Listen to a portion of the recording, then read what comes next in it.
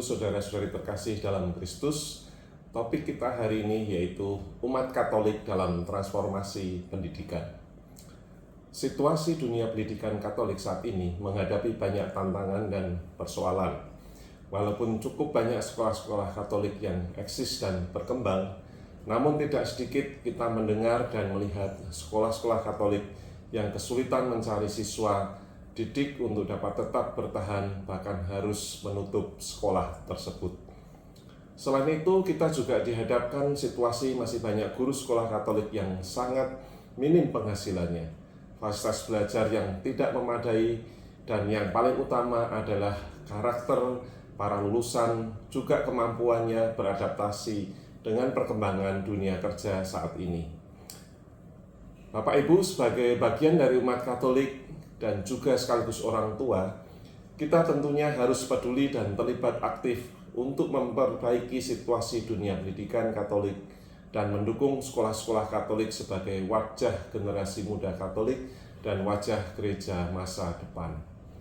Gerakan transformasi pendidikan Katolik adalah upaya terus-menerus untuk membawa perubahan guna meningkatkan kualitas pendidikan Katolik. Gerakan yang berdaya ubah ini digerakkan oleh Yesus sendiri sebagai wujud kasih Allah Bapa kepada kita.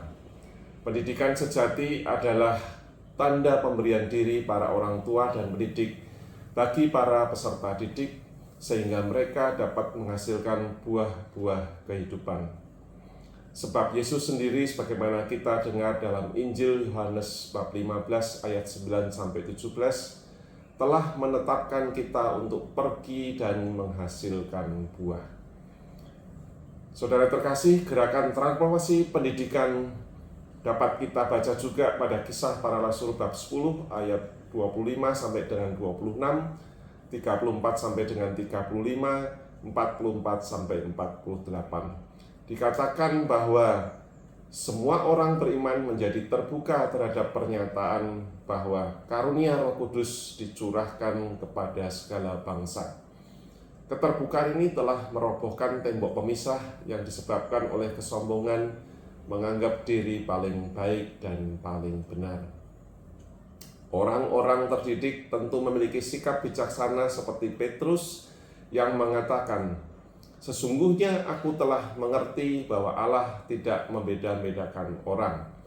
Artinya, orang akan memiliki semangat kasih yang sejati sebagai tanda pengenalannya akan Allah yang adalah kasih. Harapan dan usaha kita bersama melalui pendidikan Katolik adalah melahirkan pribadi-pribadi seperti Petrus yang mengarahkan dan memampukan peserta didiknya berani ambil bagian dalam kesaksian hidup di komunitas yang lebih luas. Oleh karena itu, keluarga-keluarga Katolik dan sekolah-sekolah Katolik harus berani mentransformasi diri dan menciptakan iklim pendidikan yang membawa semua anggotanya untuk semakin mengenal Allah dan mengasihi sesamanya. 1 Yohanes bab 4 ayat 7-10. Barang siapa tidak mengasihi, ia tidak mengenal Allah, sebab Allah adalah kasih. Di era yang terus berubah sangat cepat ini, seluruh umat Allah, utamanya keluarga-keluarga Katolik dan komunitas-komunitas sekolah Katolik, diundang untuk saling tolong-menolong, mentransformasi diri dengan cara terlibat aktif dalam proses pendidikan Katolik. Lalu bagaimana kita mesti terlibat aktif mengembangkan pendidikan sekolah Katolik saat ini? Ada 3 hal, saudara-saudara terkasih, penting sebagai berikut. Pertama, sekolah-sekolah Katolik mesti menempatkan proses pertumbuhan disiplin sebagai karakter hidup yang mesti terus-menerus dihidupi oleh seluruh anggota komunitas. Kedua, sekolah Katolik, komunitas, keluarga, dan pribadi-pribadi diundang saling bergandengan tangan untuk berjejaring, saling mendukung dan bersama-sama memberikan kontribusi atau sumbangsih untuk mengembangkan pendidikan dalam semangat kolegialitas atau kerjasama dan solidaritas atau bela rasa. Dengan cara inilah kita saling membantu meringankan beban penyelenggaraan pendidikan. Ketiga, para orang tua, guru, dan tenaga kependidikan sudah seharusnya berani dan siap melalui kesaksian hidup yang inspiratif bagi anak dan peserta didik. Saudara, karena itu pengembangan guru, pembinaan karakter dan iman, serta iklim belajar yang mendewasakan perlu dilakukan secara terus-menerus. Dengan usaha ini, keluarga dan sekolah Katolik bukan hanya menjadi tempat untuk menyalurkan ilmu pengetahuan, tetapi sungguh-sungguh akan menjadi tempat untuk belajar kehidupan. Saudara-saudara yang terkasih, ketika hal itu sangat penting untuk kita perhatikan bersama dalam mentransformasi pendidikan Katolik.